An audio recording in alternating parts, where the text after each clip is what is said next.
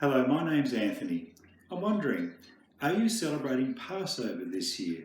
It might be a good idea to give it a go. There's a few reasons why I say that.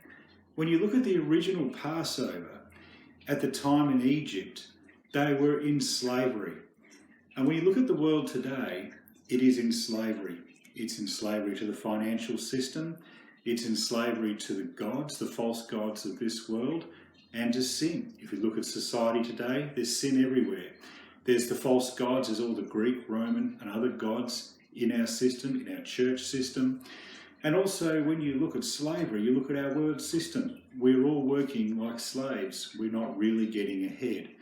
But look at what's happening in that system right now. It's starting to fall apart. In the Exodus, the system collapsed in Egypt. Our world system is collapsing now. Another thing that's interesting is many people are repenting and turning to the Lord. And that's what the turning away from Egypt is. It's turning away from that world system and repenting from it. And repenting from those false idols, getting out of Egypt. Speaking of which, another thing in Passover is that they always wore their shoes on their feet, their belt around their cloak.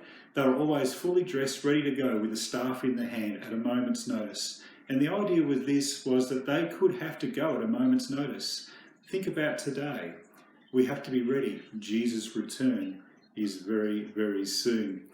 Another thing about Passover is that when you think about it, there was a plague going around, the plague of death. Look what's going on in the world today. It's like a plague of death everywhere. It's going on through the world. But we've been promised a way of escape. Is that a coincidence? It's happening at this time. The other thing about Passover was at the night that they were celebrating it, they were not to leave their homes. Now that's interesting. Think about what's going on in the world today. The governments are clamping down. We are not allowed to leave our homes. Stop and think about it. Very interesting time. A lot of things going on. Are these things coincidence? I don't think so.